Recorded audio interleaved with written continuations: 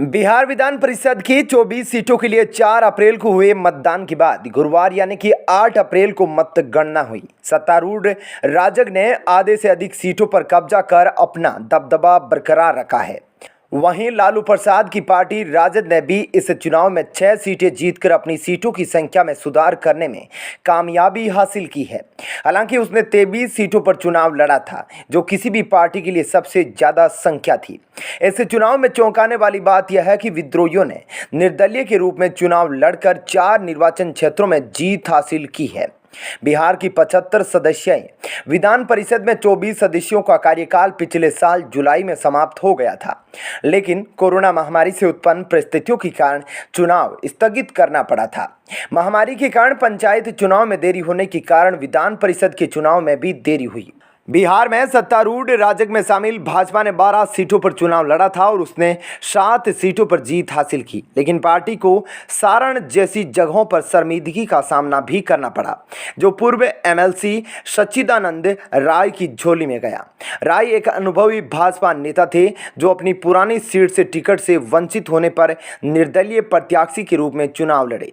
बिहार के मुख्य विपक्षी दल राजग को भी मधुबनी और नवादा में बागी निर्दलीय उम्मीदवारों के हाथों इसी तरह अपमान का सामना करना पड़ा। पूर्वी चंपारण में कांग्रेस समर्थित निर्दलीय उम्मीदवार महेश्वर सिंह ने जीत हासिल की, जबकि बेगूसराय से उसके अपने केवल एक उम्मीदवार राजीव सिंह ने पूर्व एमएलसी और भाजपा प्रत्याशी रजनीश कुमार को पराजित कर जीत दर्ज की।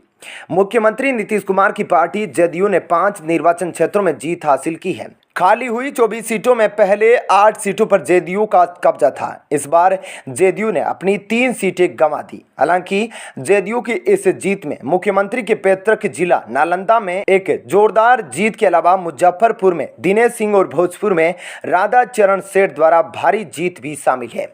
दिवंगत रामविलास पासवान के भाई पशुपति कुमार पारस के नेतृत्व वाले गुट राष्ट्रीय लोक जनशक्ति पार्टी रालोजपा ने वैशाली में जीत हासिल की, जहां उनके उम्मीदवार भूषण राय ने अपने निकटतम राजग प्रतिद्वंदी को हराया।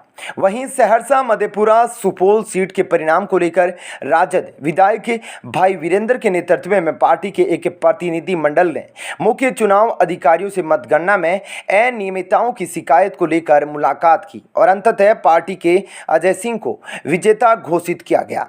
यह सीट पहले नूतन सिंह के पास थी, जिनके पति नीरज सिंह बबलू राज्य मंत्रिमंडल में मंत्री हैं। उन्हें एक बार फिर भाजपा ने मैदान में उतारा था।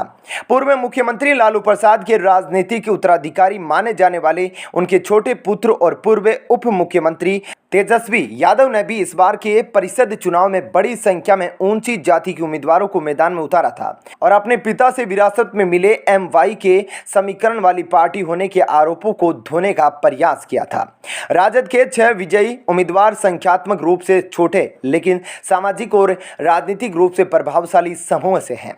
इससे भी महत्वपूर्ण बात यह है कि राजद विजेताओं में से 3 भूमिहार जाति से हैं। अपने मौजूदा प्रदर्शन के साथ राजद के पास अब अपनी नेता राबड़ी देवी के लिए विपक्ष के नेता के पद को बनाए रखने के लिए 75 सदस्यीय विधान परिषद में पर्याप्त संख्या है। ऐसे में दोस्तों आपको बता दूं कि बिहार में विधान परिषद में एनडीए ने 13 सीटें, जिसमें भाजपा 7, जेडीयू 5 और आरएलजेपी 1 सीट जीतकर कामयाब रही।